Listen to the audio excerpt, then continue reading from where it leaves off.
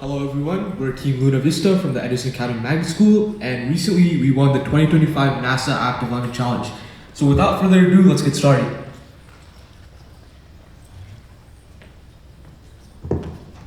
Our team, Luna Vista, represents the Edison Academy Magnet School, which is an engineering-focused public magnet school found in Edison, New Jersey, just a few miles away. In fact, we brought our entire junior class, which are in the back of the auditorium. You guys can wave, yeah? Don't be shy. So, something special about our school is that students can choose one of two career majors that they will participate in through the rest of their high school journey. And one of these is mechanical and civil engineering, known as CMET, and the other is electrical and computer science engineering, known as HELIX. Every member you see on stage today is a part of our school's computer science club. In fact, me and Shrujit are council members.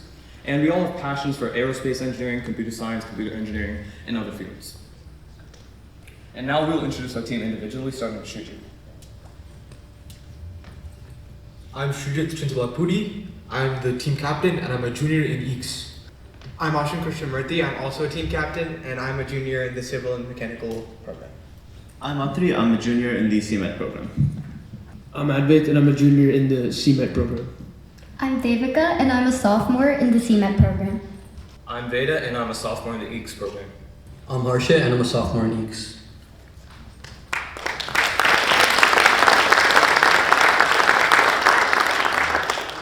So now, what is the NASA ADC? Well, it's one of NASA's many Artemis Student Challenges. And these Artemis Student Challenges encourage students of all ages, at elementary school to high school, to develop applications and build solutions that NASA will eventually utilize in their Artemis space missions. Participants of the ADC specifically are tasked to build an application using game development software to simulate a specific mission of the Artemis program. This year, it was to simulate the path of the Artemis 2 mission, which is set to launch in 2026, with the Space Launch System and the Orion capsule. The Orion capsule can be found on the bottom left of the screen.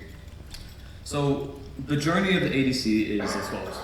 Students are first tasked to build their app within a 10-week window, and after this 10-week window, they then submit a final video highlighting the main features and cool parts of their app.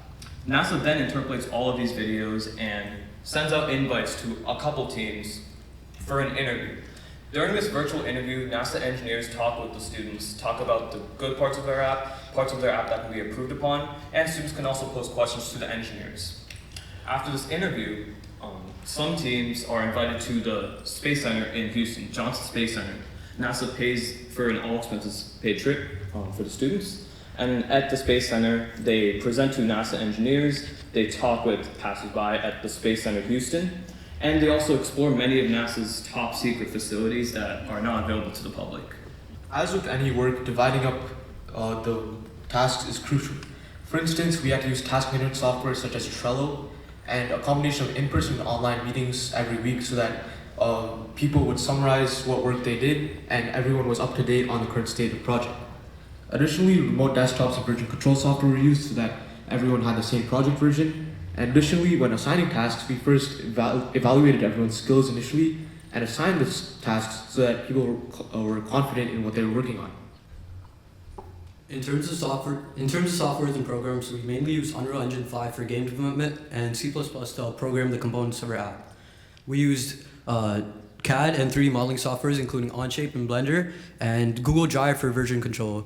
Finally, we used Python and its related data science libraries, including NumPy, SciPy, and Pandas, and Discord and Trello to keep each other on tasks and collaborate with each other. So this picture over here shows the first iteration of our app, and initially we had 4 main features, and the first one was the real-time mission simulation. So NASA provided us with a data set, and it had a whole bunch of values, for example, the position, the velocity, the mass of the rocket, and a whole bunch of other values that we needed to depict in our app in order to show all the information that they need for the mission. And you can see the position, the velocity, they're all located on the top left, and there's also the antenna. And this is basically the link budget, which is establishing the communication between the rocket and the ground station. And what we did was initially they provided every single data point to every minute, but this wasn't accurate enough because if we wanted to be really accurate, we wanted to do to every single second because we had to plot the actual Orion capsule on its path. And if we did to every minute, it would look like it's teleporting from place to place, and this wouldn't be an accurate simulation. So instead, we used cubic Hermite spline interpolation to get those intermediate values, and by doing this, we're able to get a really nice and smooth path for the Orion capsule. Second, we had the trajectory visualization, which you can see over there. Essentially, we plotted the nominal and the off-nominal. They gave us two different data sets, one for the nominal, which is just a regular mission path, and an off-nominal in case something went wrong or they want to optimize for something else. And we plotted both of these. The first was a blue color and the second was a green color. And you can see it on the app, and you can toggle between that. We also have the antenna link scheduling and visualization because there are 4 ground stations that we were told to analyze, and they're all displayed on the top left again. And we had to calculate the link budget according to a formula they gave based on the distance from the rocket and a whole bunch of other factors. And we had to also plot on the top based on which is the best one to connect to and which one's the worst to connect to. And there were 2 different methods that we did. The first was the least number of switches because we don't want to keep switching. It's going to take time to switch between this, and when you're switching, you could lose important information. So what we decided to do was use a dynamic programming algorithm to switch between them and show the least number of switches. The second one was a more commonplace. It's just which has the highest link budget so that we can transfer the most amount of information. And the last thing that we incorporated was the stage separation. Because initially, early on this path, the rocket has to separate. The core stage comes off, the boosters come off, the launch abort system will then launch off into space. And essentially how we did this was by applying an initial velocity to the rocket. And by doing this, we could then use simple kinematics and have each part fall back to the Earth. You just had to calculate the acceleration due to gravity and then have the displacement move it by that much. And we were able to create nice simple splines for each one. And once again, it's all interpolated so that's really smooth. And this gave us a really nice fluid stage separation.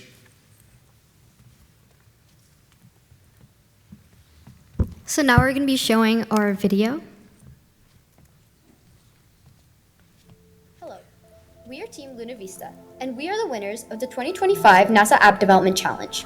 For the past 6 months, we have worked to deliver a fully functional app that visualizes the Artemis 2 mission.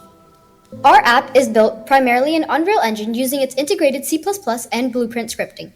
In addition to this, we use Python for data analysis and Blender for 3D modeling.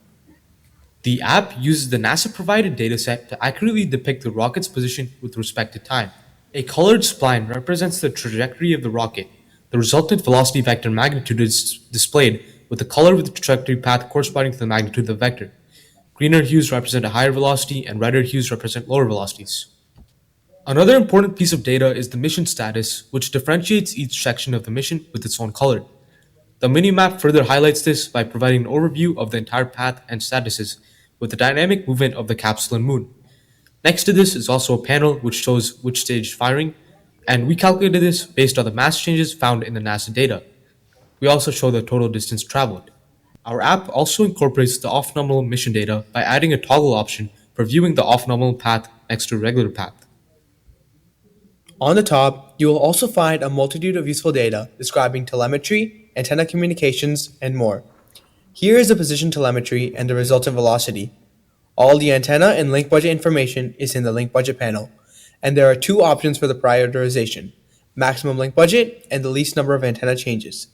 The maximum link budget prioritization was calculated by using a sorting algorithm to order the link budgets from largest to smallest.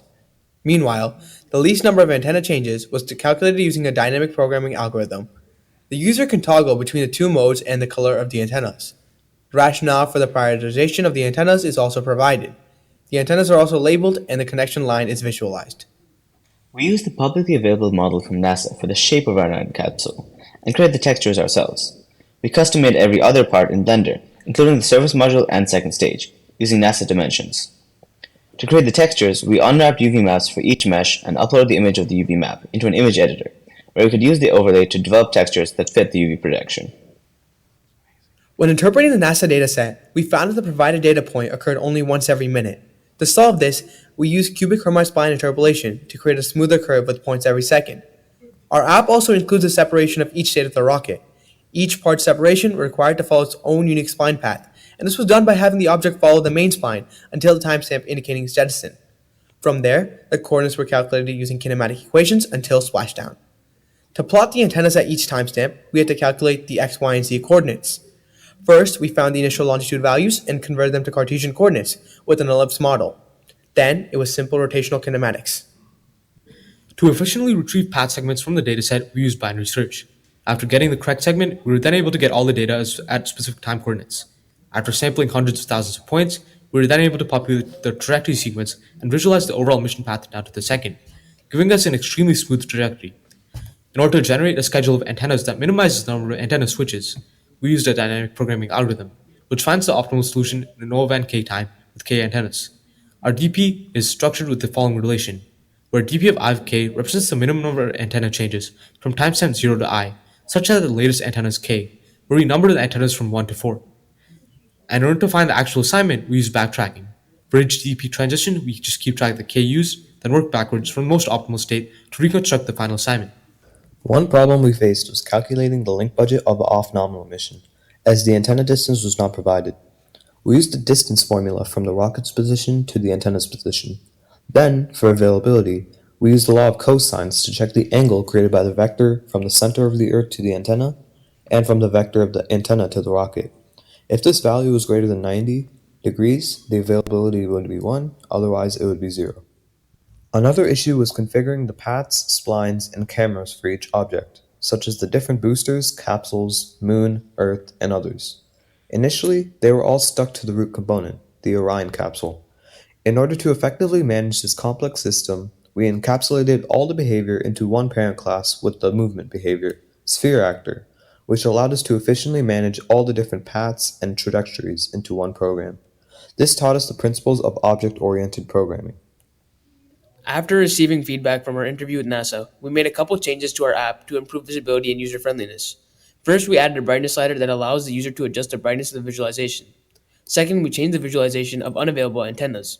Previously, we kept unavailable antennas visible, but changed the line of sight from green to red. Now, the antenna icon and the line of sight simply disappear, which is less confusing for the viewer. Finally, we significantly decluttered the UI of our project, making full use of pop-out menus to create a neater visualization. Here, you can see our before and after. ADC prompted us to use our traditional classroom knowledge in practical ways. We used physics, problem-solving algorithms, and mathematical techniques for real-life situations. We also used our knowledge of kinematics, gravitation, and interpolation to effectively implement a solution for non-constant acceleration. We have also become very familiar with debugging. Throughout the project, our code failed for numerous reasons, some very insignificant. However, as we made more errors, we learned how to effectively pinpoint them and use logs to our advantage to find solutions. We also learned a lot more about teamwork since we had to delegate tasks to each member. Additionally, we effectively used project management skills by using task management softwares to set deadlines for tasks and outreach event dates. Our initial mentor was Dr. Weinstein, our mechanical engineering teacher with a PhD in mechanical engineering who taught us how to use CAD softwares effectively, which we used to create the detailed models we use in the app. He also helped us with using kinematic equations, which manifested in our accurate simulation of the trajectory of individual stages. We also had a mentor from NASA who reached out to ourselves through cold emailing, Dr. Benford. Dr. Benford is a NASA astrophysicist who specializes in computer systems. It is why we thought his skills would be relevant to the app development challenge.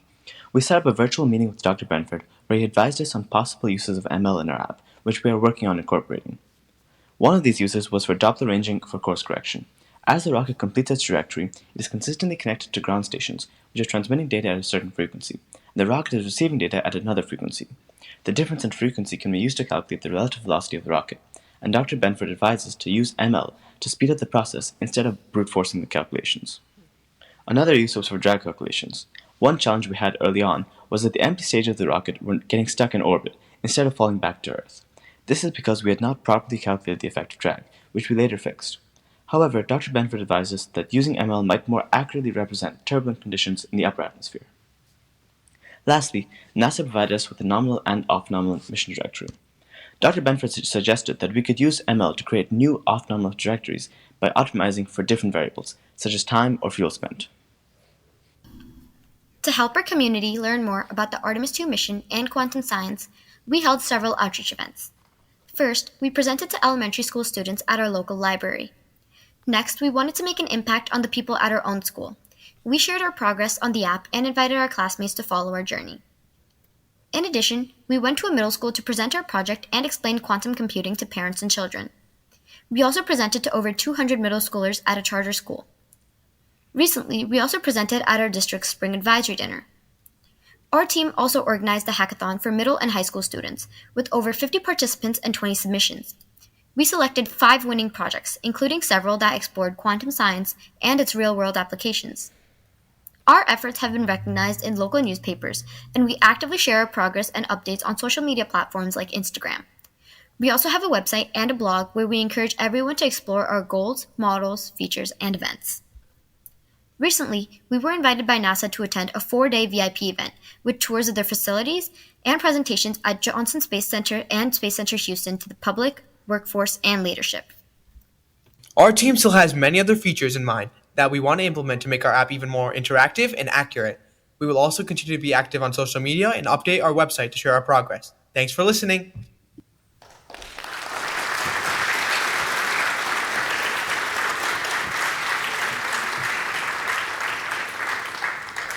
Thanks. After the interview, we received 3 main points of feedback, as we said in the video. The first was with the lighting, because initially some areas appeared really dark. For example, the opposite side of the Earth, where the dark side, we used a lower quality texture, and this was actually more accurate because when you're in space, you can't see that much. The other side of the Earth is going to be very dark.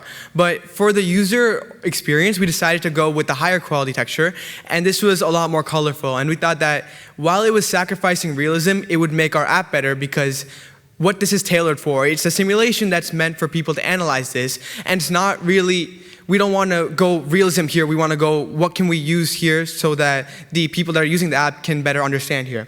And we also added a brightness slider because some areas of our app were quite dark, for example, the shadow on the dark side of the capsule itself. So we added a slider that the user can control in case they want to increase the brightness or decrease it. And as for the antennas, one main issue was that they were in the wrong location. I'm not sure if you realized, but initially the antenna appeared in the middle of the Pacific Ocean, which is obviously incorrect. That cannot happen because there's no land there. So what we had to do is we had to change the offset angle because essentially if you rotate the Earth, then the antennas would appear in the correct locations. They would appear in the US, in Europe, wherever they needed to be. So all we did was just change that initial offset angle, and then that fixed the issue. Another thing that was a really big issue was how the app was looking, because initially it looked very cluttered, a lot of things were in the app because of all the lines of sight, the initial off-nominal path, all the data on the top and bottom. So we decluttered the user interface and we used collapsible menus so that it's a lot neater. And another thing to add to that was that initially we had the line set to the antennas and they were always present, but we added a toggle option so that you could turn it off in case you didn't want to see that. And when it passes through the moon, it also turns off automatically. So it's a lot nicer to look at now. So here you can see a quick before and after of app, before the interview and post-interview improvements. So the first thing you can notice just right off the bat is the decluttering of the UI. So the first thing we did was downsize some of the buttons and move them to the corners so you could be better able to visualize the main components of our app. So you can see that we moved the different buttons to the different corners of the screen and made full use of pop-up menus to make the UI as decluttered as possible. The second thing is that you can see that antennas that are on the other side of the Earth are no longer visible. Previously, we had red lines indicating that there was no active contact between the antenna and the rocket. Now we simply got rid of those lines and the icon to make it less confusing for the viewer. You can also see that the dark side of the Earth is a little bit more well lit, so the user can better visualize what's going on. So along with our app, we did do a lot of outreach for this project. So first off, we gave a presentation of our app to elementary schoolers at our local library.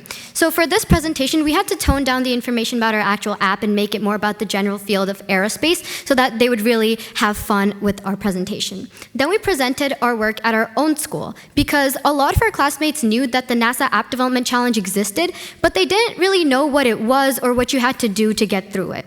So we wanted to motivate our classmates to participate in this challenge next year as well.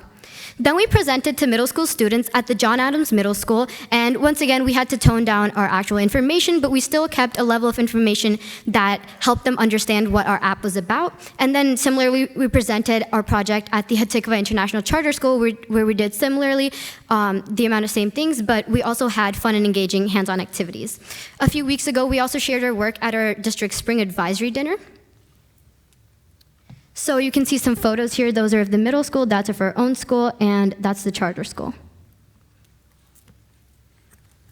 So before I mention our NASA mentor, I'd like to talk about Dr. Weinstein. So Dr. Weinstein is a mechanical engineering teacher at our school who teaches the mechanical engineering track.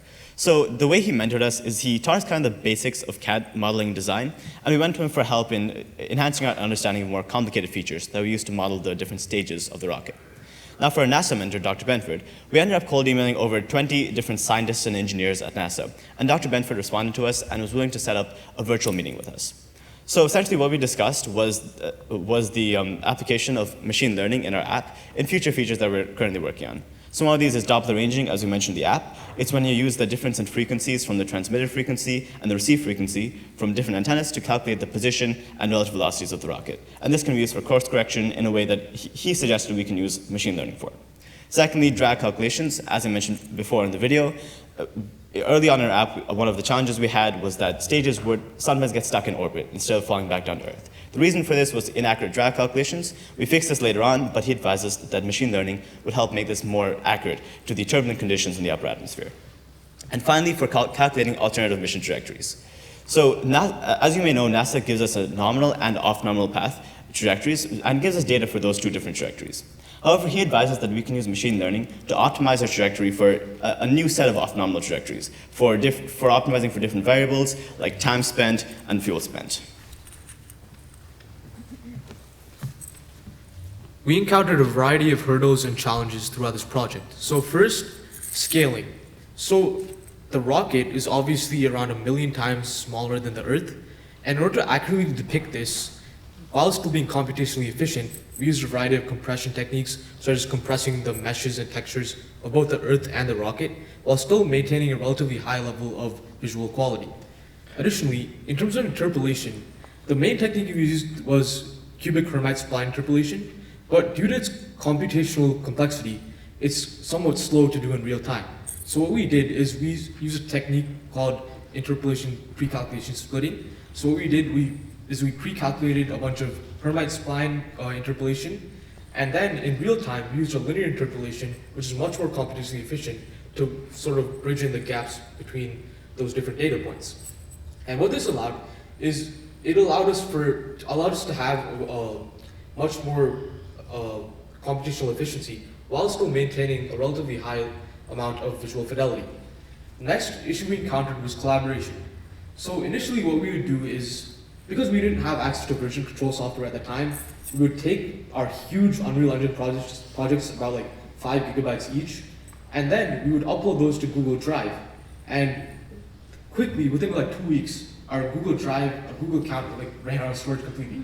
So what we did is we looked into it a bit more, and we saw that Perforce, in particular Perforce HELIX Core, is a particular software for Unreal Engine that allows real-time version control and collaboration. And the final main challenge we encountered was high compiler data processing times. So this over here is our laptop that our district, Middlesex County Magnet Schools, graciously offered to us. And it has an i9 processor and an NVIDIA RTX graphics card. And without this entire project would not have been possible. We did everything from the real-time rendering in Unreal Engine to the data processing, etc. So throughout the process of this challenge, we had many lessons that we learned. First off, we learned the importance of real-world communication skills, whether it was through in-team collaboration or reaching out to our mentors and subject matter experts. We also learned the importance of persistence. Initially, many of the requests that we emailed and cold emailed to subject matter experts didn't actually end up getting a response, but we kept on persisting, and we eventually ended up getting our mentor, Dr. Dominic Benford, and that was able to help us a lot in this challenge. We also learned the importance of collaborating despite our varying schedules, and we did this through many techniques such as project management software and using remote desktoping. And finally, we learned to stay flexible because problems will eventually arise in a project like this, so staying flexible is what really allowed us to thrive in this environment. So because we were one of the top teams that won this challenge, we were flown out by NASA on an all-expensive paid trip to Johnson Space Center in Texas. And this was actually right before spring break, so 2 weeks ago. And in this tour, we got access to view NASA's facilities that aren't available to the public. So the public can see Space Center Houston, which is like the visitor center, but we got to see Johnson Space Center, which is where the astronauts actually train and all the mock-ups are made. So we presented at both of these facilities to the public and to NASA researchers and administration, and we also just gained insight at the life at NASA. So on day one, we didn't do too much. It was just arriving at the airport, and getting to the hotel. And we kind of just settled down in Houston. But day two was where the real activity started: the tours, the meeting, the networking with the professionals, and the actual presentations. So initially, first thing in the morning, we went to Space Vehicle Mock-Up Facility. And over here, they had a whole bunch of different mock-ups of the different ISS parts, the different capsules, for example, Starliner and the Orion capsule. And we were able to see all of these. And they also had the lunar rover, and we were able to sit in that, actually. It was really interesting to see. They had two different ones. They were actually taking it out for testing that day. And we were even able to wave to Victor Glover. He's the pilot for the Artemis 2 mission.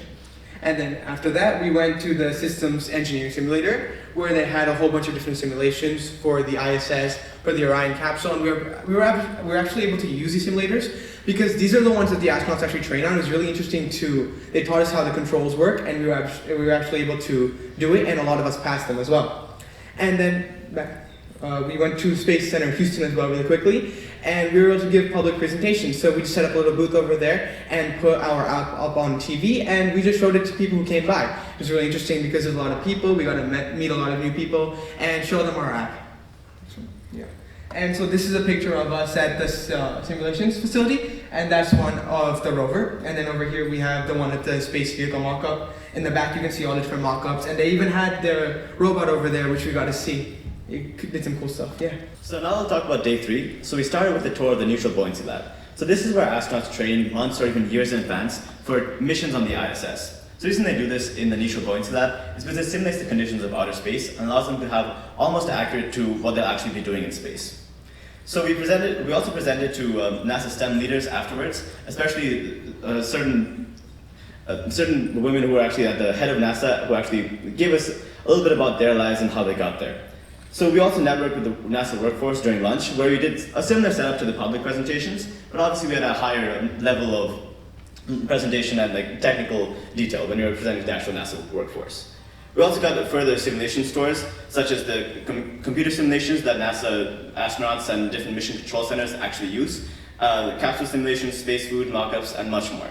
We also ended up seeing the actual mission control center, so we got an exclusive viewing of the real mission control center during the actual ISS missions. So we got to see them live in action. So that was day 3. So you can see the neutral buoyancy lab. Here's actually Rocket Park, which we also visited that day, and here we were presenting to the NASA workforce and leaders and staff. So day 4 was our final day at Johnson Space Center, and is when we presented our app to the final interview panel. And this consisted of many people across all fields of NASA. So we had Jim Shear, who is the head of NASA Scan, Dr. Carrie Olson, Dr. Gamaliel Cherry, Robert Hirsch, and Angelica Garcia. And our final presentation was with the panel, and it was also broadcasted live. We also had our pinning ceremony where we received our golden NASA pins, and there were also opportunities to network with the panel after our interview was done. Finally, we would like to acknowledge a few people who allowed our app to be possible. First, we would like to thank Ms. Gomes, our lead mentor and CS Club advisor, who is actually standing right here.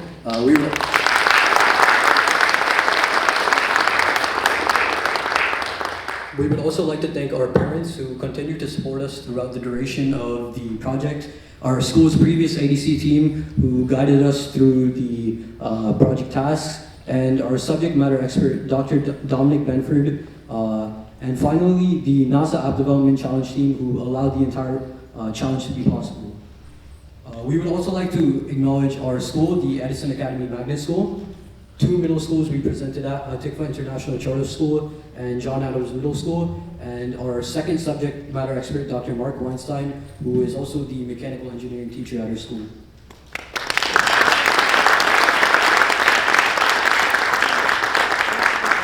Thank you.